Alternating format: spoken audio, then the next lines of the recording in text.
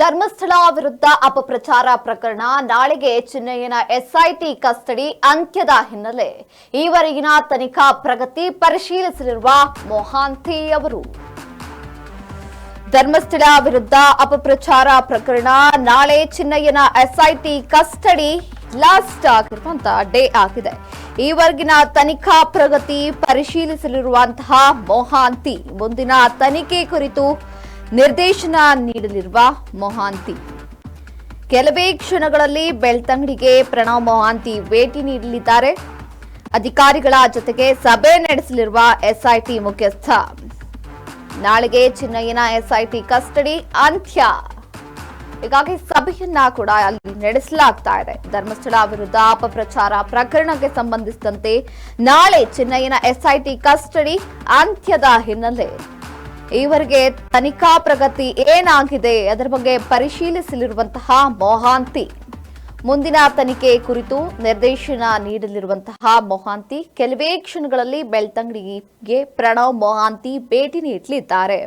ಧರ್ಮಸ್ಥಳ ಕ್ಷೇತ್ರದ ವಿರುದ್ಧ ನಡೆಯಿರುವಂತಹ ಈ ಅಪಪ್ರಚಾರ ಪ್ರಕರಣ ಷಡ್ಯಂತ್ರ ತನಿಖೆ ಚುರುಕಾಗಿದೆ. ನಾಳೆ ಆರೋಪಿ ಚಿನ್ನಯ್ಯ ಮಾಸ್ಕ್ ಮ್ಯಾನ್ ಏನಿದ್ದ ಚಿನ್ನಯ್ಯ ಅವರ ಎಸ್ಐಟಿ ಕಸ್ಟಡಿ 3 ದಿನಗಳ ಕಾಲಾವನ್ನ ಎಸ್ಐಟಿ ಕಸ್ಟಡಿಯೊಳಗೆ ಇರಿಸಲಾಗಿತ್ತು. ನಾಳೆ ಆತನ ಕಸ್ಟಡಿ ಎಸ್ಐಟಿ ಕಸ್ಟಡಿಗೆ ಏನ್ ಹಾಕಲಾಗಿತ್ತು ಆ ಒಂದು ಕಸ್ಟಡಿ ನಾಳೆಗೆ ಮುಕ್ತಾಯಗೊಳ್ಳಲಿದೆ. ಹೀಗಾಗಿ ಈ ಹಿನ್ನೆಲೆಯಲ್ಲಿ ಎಸ್ಐಟಿ ಮುಖ್ಯಸ್ಥರಾಗಿರುವಂತಹ ಪ್ರಣವ್ ಮೊಹಾಂತಿ ಬೆಳ್ತಂಗಡಿಗೆ ಬಂದು ತನಿಖಾ ಪ್ರಗತಿ ಪರಿಶೀಲಿಸಿ ಮುಂದಿನ ಹಂತಕ್ಕೆ ನಿರ್ದೇಶನ ನೀಡಲಿದ್ದಾರೆ.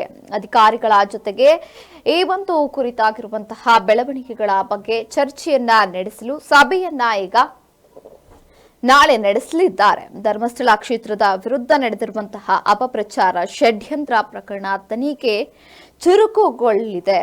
ನಾಳೆ ಆರೋಪಿ ಚಿನ್ನಯ್ಯನ ಎಸ್ಐಟಿ ಕಸ್ಟಡಿ ಮುಗಿಯುತ್ತಿರುವಂತಹ ಹಿನ್ನೆಲೆಯಲ್ಲಿಯೇ ಈಗ ಎಸ್ಐಟಿ ಮುಖ್ಯಸ್ಥರಾಗಿರುವಂತಹ ಪ್ರಣವ್ ಮೊಹಾಂತಿ ಬೆಳ್ತಂಗಡಿಗೆ ಬಂದು ತನಿಖಾ ಪ್ರಗತಿಯನ್ನ ಪರಿಶೀಲಿಸಿ ಮುಂದಿನ ಹಂತಕ್ಕೆ ನಿರ್ದೇಶನ ನೀಡಲಿದ್ದಾರೆ.